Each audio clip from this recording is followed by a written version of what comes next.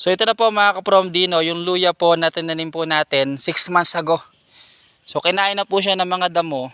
Hindi po natin inaalagaan masyado na ng linis kasi inaatake po ng mas nakikita ng kapitbahay, inaatake.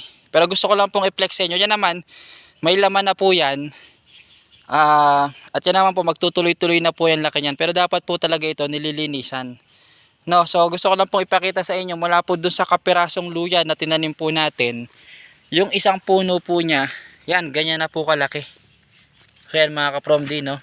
So yan, yung mga puno po na yan, isang maliit lang po ang pinanggalingan yan. At yan po, talagang malaki na po ang laman yan. Wari ko tol, pag ito'y tumuloy, basta, kulang 1 kilo siguro ang isang puno, Ano laki? Lang nilagay natin dyan. Oo, yung kapiraso lang, oo. So kaya may pera po sa luya mga ka-From. Di kaya lang may salot din po ang luya, may peste din ito. Ito kasi tol, inano natin to tag doon, sterilize natin no. Tingnan mo bro, siya to. Kaya nga, sinunog natin siya Ayan, namumulaklak na siya. Ibig sabihin, malapit na yan tol. Pag bulaklak yan tol ng luya. Yan ang bulaklak ng luya. Tayo mga ka-From di ha. Ibig sabihin, pag talaga yung luya ay anong-ano na, yan ang bulaklak niya. Tingnan nyo po ito, tingnan mo tol ito. Tingnan nyo mga ka-From di ang laman. Tingnan mo naman. Kalaki pa yan. Lalaki pa yan mga ka-From di no. So pagka ganyang namumulaklak na po yan, mga ka-From di, ilang buwan na lang po yan tol. Ano na yan, matutuyo na yan. Ano na yan, good for harvest na.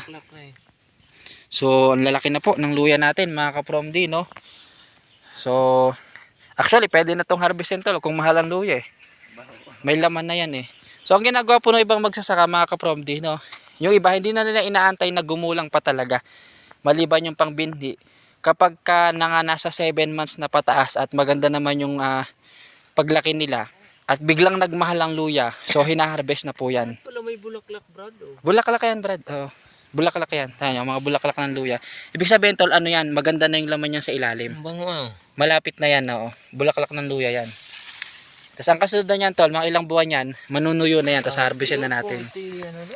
Grabe, tingnan nyo mga ka-From D, Sumusupang pang maigi, Ayan, Huwag mo gagalit, baka mauga yung ugat. Di ba? So yan mga ka-From D, no? So mula sa kapiraso na itinanim natin, umabot po ng 1 kilo minsan ang kasi nakita mo naman yung binhi niyan tol no? Ang lalaki. So yan, so hindi na. Maliliit lang ng hinulog natin. Maliliit lang. Mga basta may butong lang natutubo ng maganda. So yan po ang sekreto po ng ng farm mga ka-From D, no? Yan, for more updates po, yan. Follow nyo lang po ako pag papakita natin to pag harvestan na po ng luya. Grabe, ang bango, may luya.